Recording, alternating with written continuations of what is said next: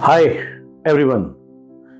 Today we are on the end of 2024 और मैं आज बात करने जा रहा हूं आपके साथ एक प्लेन में उड़ते हुए कि 2024 में अक्रॉस द ग्लोब क्या डिस्ट्रप्टिव और क्या पॉजिटिव कुछ चीजें हुई है.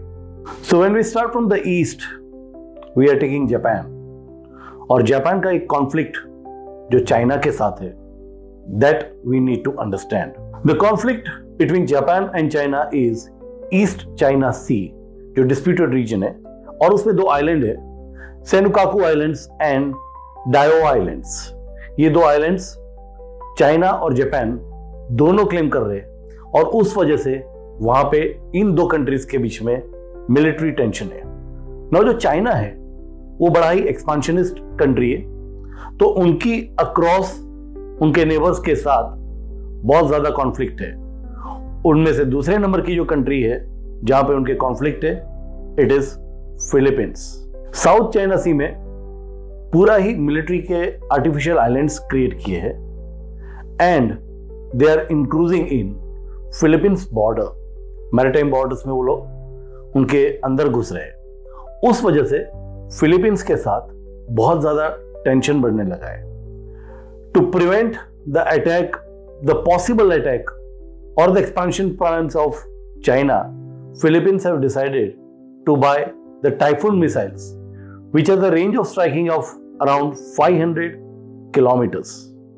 तो ये एक डेटरेंट की तरह से काम करेगा टुवर्ड्स चाइना.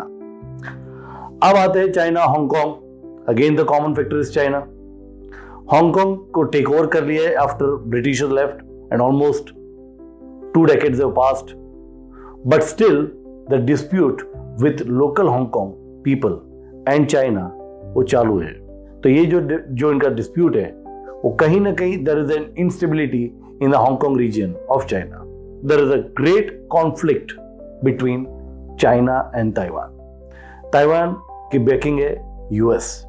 यूएस के वहां पर बेस बने हुए, वहां पर उनकी एयरफोर्स और नेवी है, दोनों वहां पर लगी हुई है. और चाइना को जो रेगुलर एक चाइना वहां पर इंक्लूजन करता है with in the 300 nautical miles के अंदर तक ताइवान के पास आ जाता है. आई टू आई कॉन्टेक्ट होता है एंड वो जो रीजन है वो कभी भी एक फुल स्केल वॉर में कन्वर्ट हो सकता है. अब हमारा प्लेन म्यांमार की तरफ उड़ने आ रहा है. म्यांमार जिसको हम बर्मा भी बोलते हैं. बर्मा में it's a military rule. The junta जिसको बोलते हैं वहां पर दे हैव टेकन ओवर. और म्यांमार पूरी तरह से कॉन्फ्लिक्ट में भी जूझ रहा है, परेशान है. अब हमारा प्लेन म्यांमार से उड़ते हुए बांग्लादेश की तरफ आ चुका है.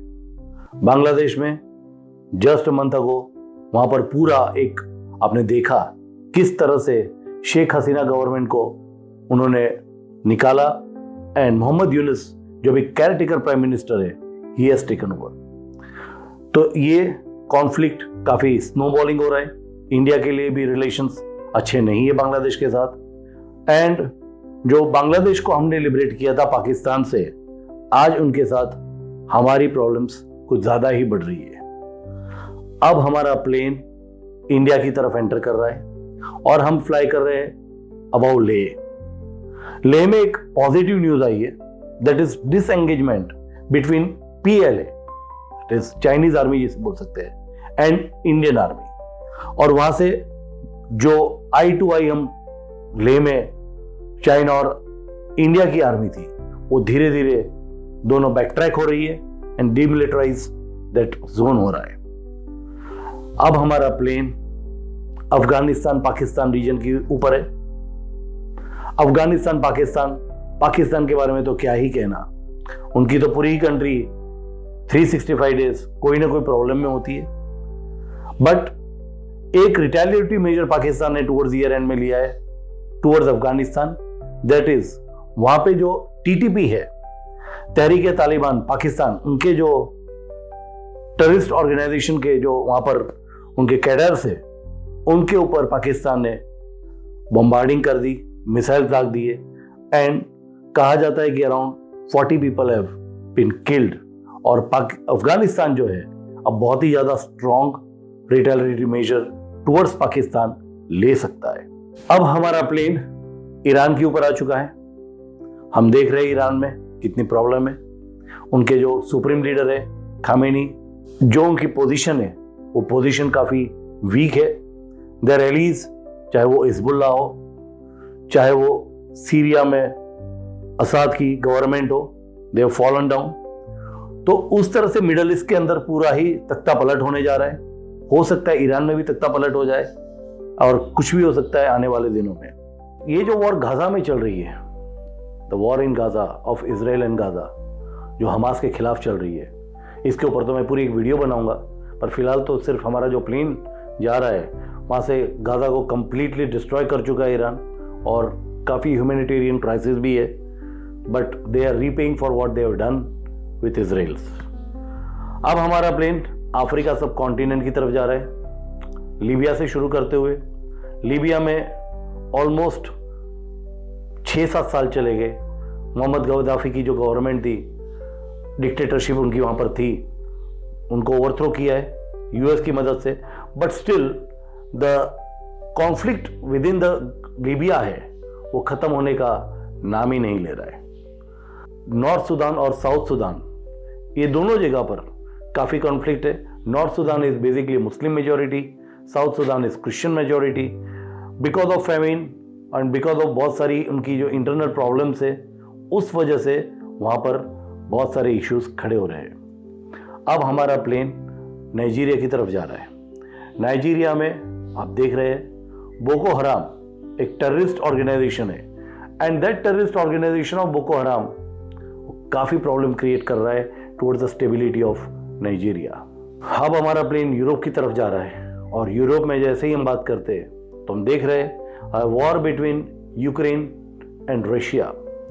जेलेंस्की जो यूक्रेन के प्रेसिडेंट है और पुतिन जो रशिया के प्रेसिडेंट है, दोनों के बीच में तकरीबन 2 साल के ऊपर ये वॉर चल रही है।